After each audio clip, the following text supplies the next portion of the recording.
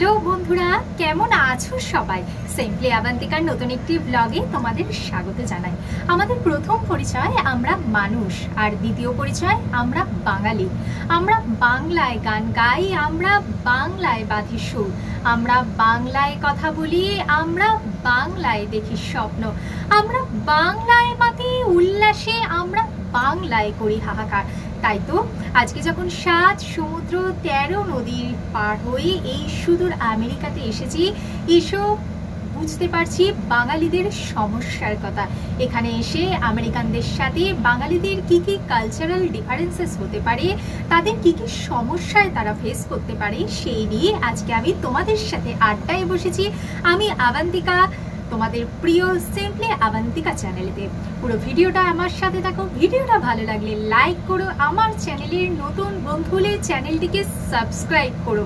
চলো আড্ডাটা তাহলে শুরু করা যাক।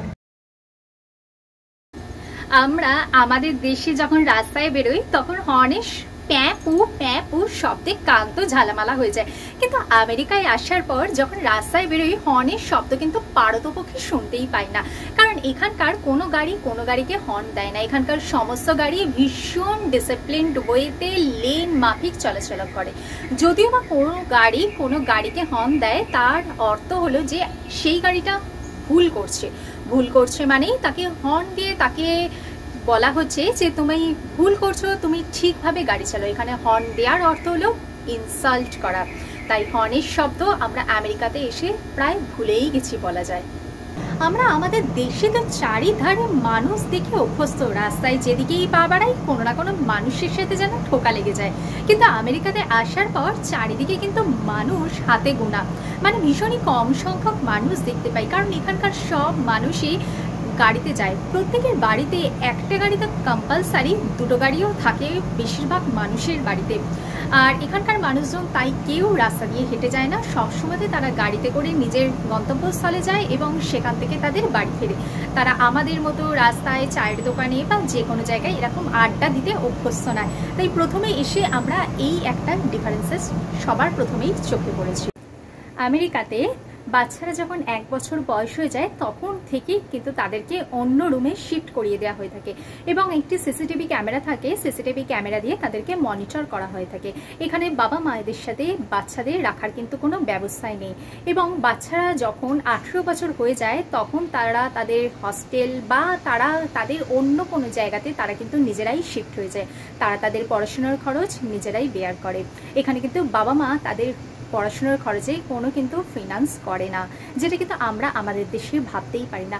আমাদের দেশে আমাদের যতই হায়ার স্টাডিজ হয়ে থাকুক, বাবা মায়ের উপর কিন্তু আমরা ভীষণভাবে নির্ভরশীল। বাবা মাকে কিন্তু আমাদের কষ্টের পুঁজি তারা কিন্তু সন্তানের জন্যই ব্যয় করে। কিন্তু এখানে কিন্তু সেই কালচারটা একদমই নেই। 18 বছর হলে তো বাবা মার থেকে সন্তানরা দূরে চলে যায়, হয় তাদের কলেজে কিংবা তাদের নিজস্ব তাদের লাইফস্টাইলে তারা অভ্যস্ত হয়ে পড়ে। এখানে পথচারীরা কিন্তু ফার্স্ট প্রেফারেন্স, কারণ আমরা যখন রাস্তা দিয়ে হেঁটে কোথাও যাই, কোনো রোড ক্রস করি, তখন আমাদের যদি কোনো গাড়ি চলে আসে সেই গাড়িগুলো কিন্তু আমাদেরকেই ফার্স্ট প্রেফারেন্স দেয়। গাড়িগুলো কিন্তু যে কোনো জায়গায় স্টপ হয়ে যায় এবং আগে মানুষ পারাপার করে, তারপরেই কিন্তু সেই গাড়িগুলো যায়, যেটা আমরা আমাদের দেশে একদমই অভ্যস্ত ছিলাম না। আমাদের দেশেতে কি হতো, আগে গাড়িগুলো পাস হয়ে যেত, আমরা দাঁড়িয়ে থাকতাম কখন গাড়ি যাওয়া থামবে বা কখন মানুষ পারাপারের সিগন্যাল হবে সেই জন্যে। কিন্তু এইখানেতে মানুষ পারাপারের জন্য সিগন্যাল থাকে, প্লাস এমনি কোনো রাস্তাতে গাড়ি গেলেও সেই গাড়ি কিন্তু থেমে যায়। আমেরিকাতে এমআরপি বা ম্যাক্সিমাম রিটেল প্রাইসের কোনো কনসেপ্টই নেই। তোমার নিজেকেই সবসময় মাথায় রাখতে হবে যে কোন দোকানে কোনো জিনিসটা সস্তা, কোন দোকানে তার থেকে দাম বেশি। ধরো আমরা কোনো একটা চিপস কিনতে গেছি, কোনো দোকানে নিচ্ছে সেম চিপসের প্যাকেটটাই $1, কোনো দোকানে নিচ্ছে $1.25, তো কোনো পরের দোকানে নিচ্ছে $1.38। মানে তোমাকেই সবসময় খেয়াল রাখতে হবে যে কোন দোকানে জিনিসটা সস্তা এবং কোন দোকানে জিনিসটার দাম বেশি।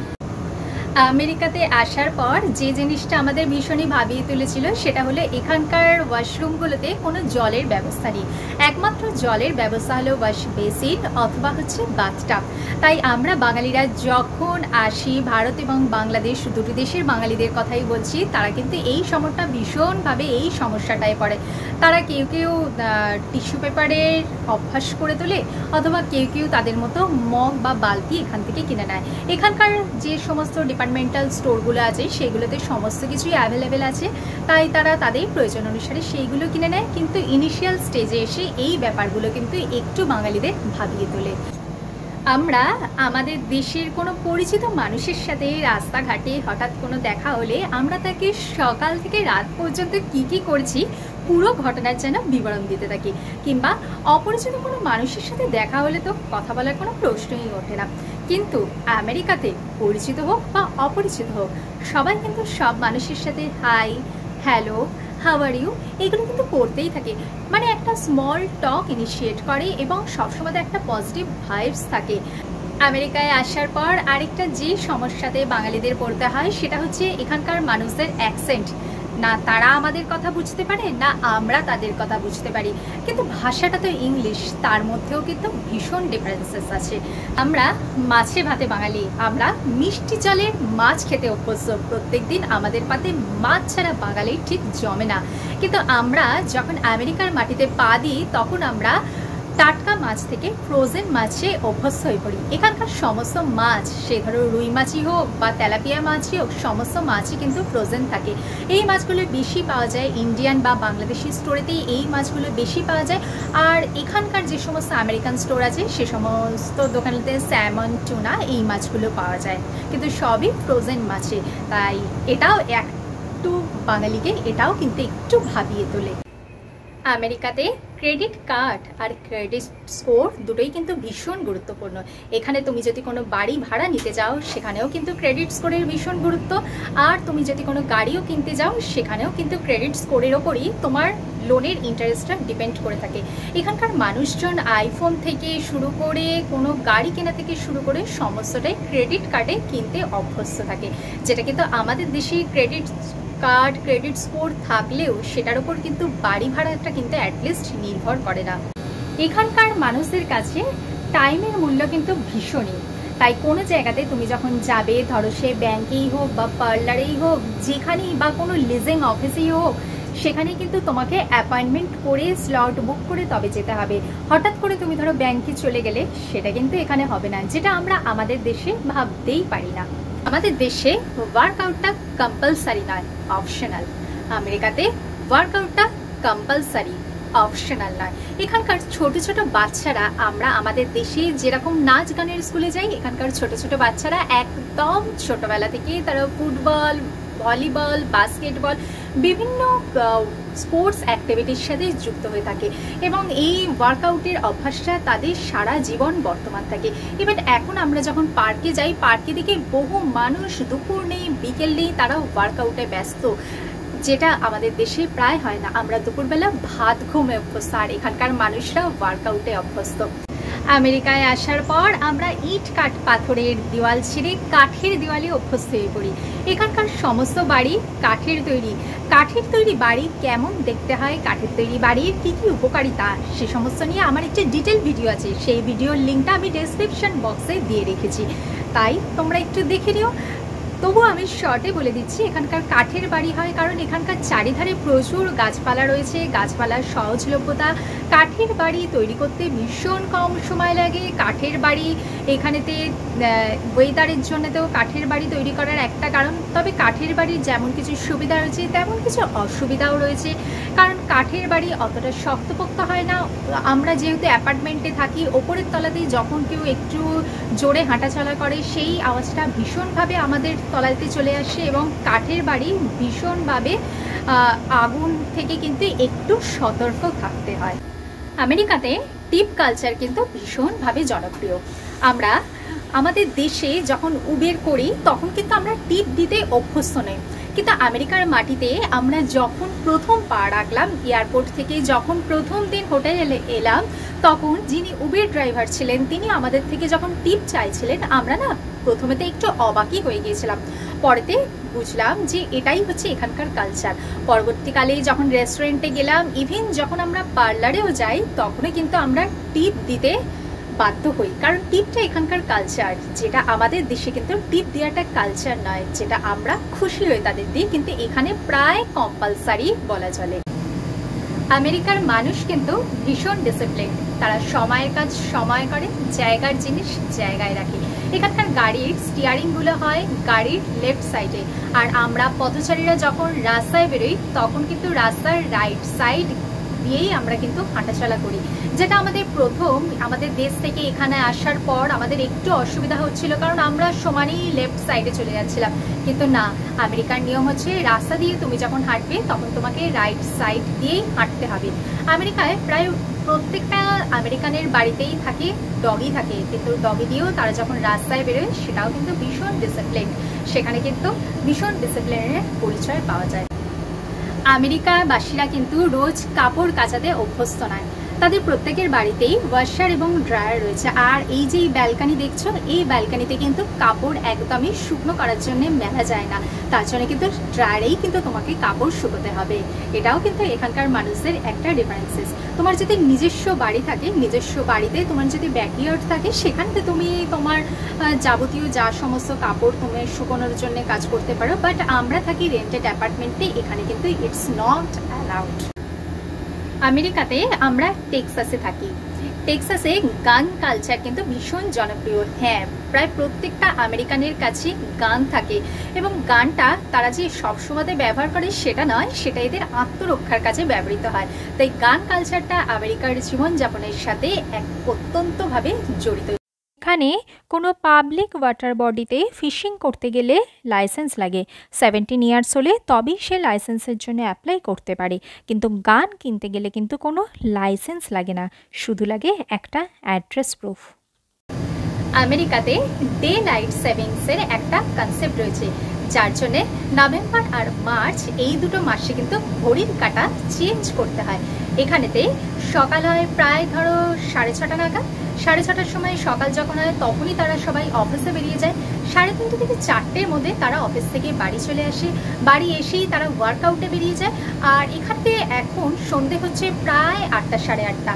8:30টার সময়তে সন্ধে হচ্ছে, তারা ডিনার করে আবার শুয়ে পড়ছে। মানে তাদের লাইফস্টাইলটাই এইরকম, যেটা আমাদের তো প্রথম যখন আমরা আমেরিকার মাটিতে পা রাখলাম ভীষণই অসুবিধা হয়েছিল, কারণ আমরা লেট নাইটে অভ্যস্ত ছিলাম। আমাদের কাছে 8:30, 9টায় ঘুম আমরা তো ভাবতেই পারি না, যেটা এখানে এসে আমাদেরকে অ্যাবজর্ব করতে হচ্ছে। এটাও কিন্তু বাঙালির একটা ডিফারেন্স বলতে পারো। মানে কিছু কিছু বাঙালির ক্ষেত্রে এটা কিন্তু একটু সমস্যা সংকুল হয়ে যেতে পারে, তাই না? এখানকার কোম্পানিগুলোতে স্যালারি হয় 2বার, ইভেন কোনো কোনো কোম্পানিতে স্যালারি হয় 4বার। কারণ এখানকার মানুষদের সঞ্চয় প্রবণতা ভীষণই কম। তাদের যদি পুরো মাসের স্যালারি একবারে দিয়ে দেওয়া হয় তাহলে কিন্তু তাদের সারা মাস চালানোর মতো কিছুই থাকে না, কারণ এখানকার মানুষরা যতটুকু আয় ততটাই ব্যয় করে। প্লাস ক্রেডিট কার্ডের এখানেতে কিন্তু ভীষণ ব্যবহৃত হয়।